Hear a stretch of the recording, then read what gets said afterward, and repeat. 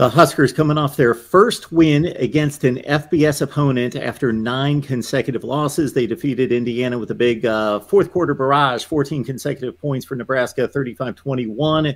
They go to Rutgers on a Friday night as a field goal favorite. We got Steve Merrill on the line from Wager Talk. Check out Steve's work at wagertalk.com.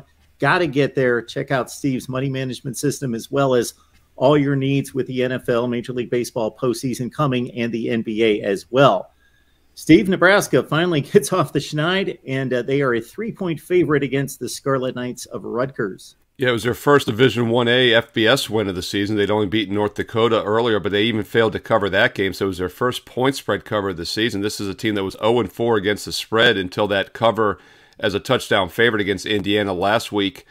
Maybe that was the buy sign, as you said, a little bit of a rally there. Obviously, the coaching change and turmoil they've had the past few weeks. Month of September was not a good one for Nebraska. They, of course, had to start with that tough 3-point loss as a 10-point favorite overseas in Ireland back on August 27th. So, really tough first month of the season for Nebraska. Would not be surprised to see them possibly be a play-on team at some point this season. But normally the reason that happens is because the markets discount them and we start to get line value, and that's actually still not the case with Nebraska. In fact, my power ratings favor Rutgers by half a point in this game. They make them a slight favorite in this game, even though they're a 3-point home dog. So I still don't think the opportunity is necessarily there to start stepping in on Nebraska from a point spread perspective. Problem is, though, I'm not exactly in a hurry to back Rutgers. This team is struggling offensively. They're 3-2 straight up, 2-2 against the spread, but it's misleading. I don't like this offense at all. They're averaging just 5 yards per play.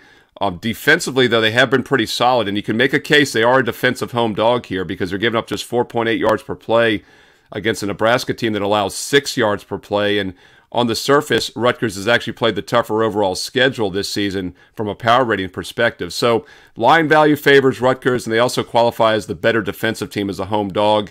3, of course, is a very key number. As long as it stays 3 or more, I'd say the value's with Rutgers.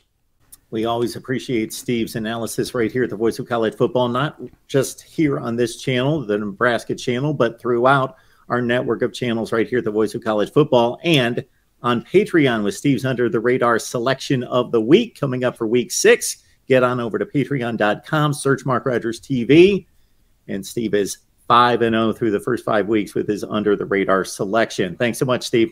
Thanks, Mark.